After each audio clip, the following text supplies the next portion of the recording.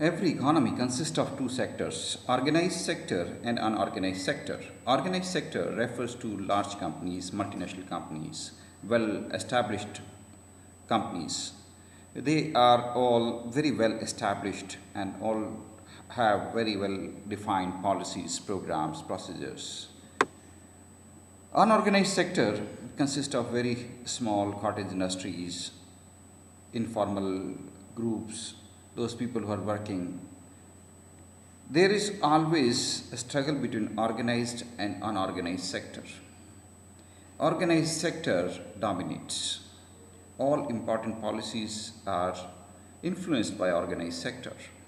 When the government is preparing plans, the organized sector is able to give its representation because it is very systematic and it is able to represent itself in a very well coherent manner.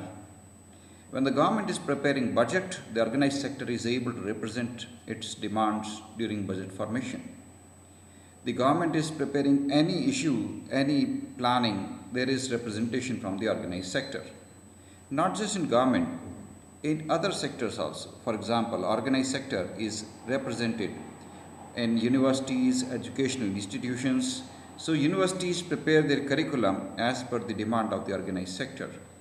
The organized sector sends its representatives to the board of studies of various universities. So that's why you can find universities running courses which are required by the organized sector. For example, petroleum and natural gas exploration is mostly in organized sector. So you can find a course in universities related to petroleum and oil exploration.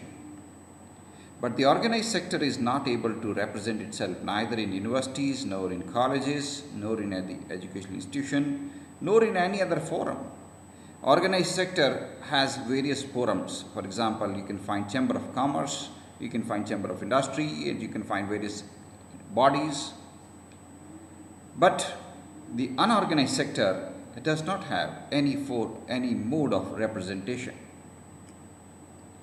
The tyranny is, the paradox is that the organized sector is giving employment to 10-15% people, while the unorganized sector is giving employment to 80% people, 70% people, 80% people. So the unorganized sector is major employment giver. These are the people who struggle for survival. They are not able to represent themselves, they are not able to echo their voice, they are not able to organize themselves. They are busy from morning to evening just for their bread and butter. For them, survival is very difficult. Although the government say that they would keep in mind the requirements of the unorganized sector and they would take up such policies which would help unorganized sector. But the problem is the governments also work on the advice of some planners. And who are these planners? These are economists. And they have never been into unorganized sector. They are also part of organized sector. They are working in organized sector and they are also influenced by organized sector. The economists also emulate the economic development model which has been adopted by developed countries like America. So they believe that the path that American economy has taken or the path that other developed economies have taken will also be suitable to developing country like India. And their education, their upbringing is also in that environment. Thereby, they are also in a way inclined towards developing organized sector. The unorganized sector continues to receive, you can say, it doesn't receive any attention from government, it doesn't receive any attention from policy makers, economists, and everybody thinks that it is unwanted. Everybody wants to convert the unorganized sector into organized sector as soon as possible. Entire research R&D is for organized sector. large multinational companies dominate the research institutions. For example, if there is any research institution, the R&D department in that research institution, whether it may be any institution or it may be research center, anything, the R&D department would take up the research requirements from large multinational companies and would take them into account and would take up research projects which would help the large organized players. It will further provide its research findings to the organized players and thereby helping the organized sector further. Organized sector is able to get resources much cheaper, because if a big industry is coming, the government may allocate land at subsidized rate. For large universities, the government may allocate its own land free. Manpower is also available.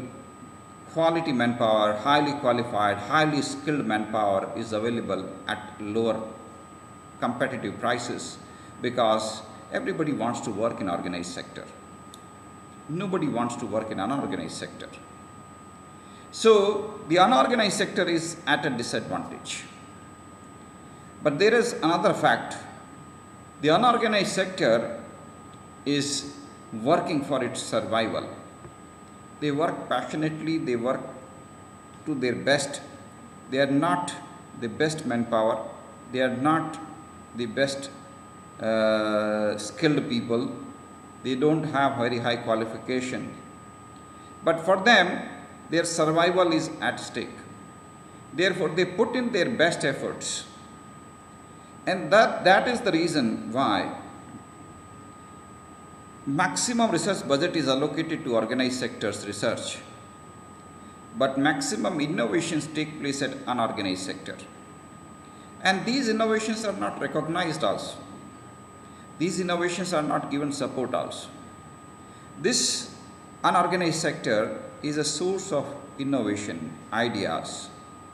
But their ideas, their innovations are not recognized, and the unorganized sector is not able to go for intellectual property or anything like that. They don't go for patents, they don't go for any such technology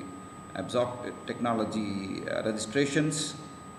So the unorganized sector, although is a very highly innovative sector, is not able to get its due rewards. The unorganized sector will continue to play a very important role. It is a major employer. It's a backbone of the economy, but the problem is neither the policymakers nor the governments recognize the importance of the unorganized sector. Everybody feels that we must develop organized sector. Nobody talks about unorganized sector. There is a need of initiatives to support unorganized sector. If someone can come up, the basic purpose of this lecture that I am talking to you, my address to you, is to encourage some entrepreneurs, to encourage some social innovators, social entrepreneurs to come forward and establish a support system for unorganized sector.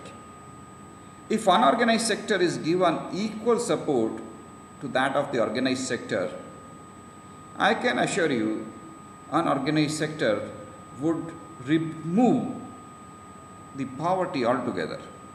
It will bring prosperity. It will bring happiness. If you are pumping money into organized sector, how much people are going to be affected directly? 10%, 15%. If you just give support system and don't create problems for unorganized sector, the unorganized sector can bring happiness to 80% people. And remember, at present, there are only hurdles everywhere. Unorganized sector is receiving hurdles, problems everywhere. They know they have to survive, and therefore they are taking up every hurdle positively. But if we can create systems which can support unorganized sectors, we can bring smiles to this planet, everybody would be happy. Let's think about an organized sector.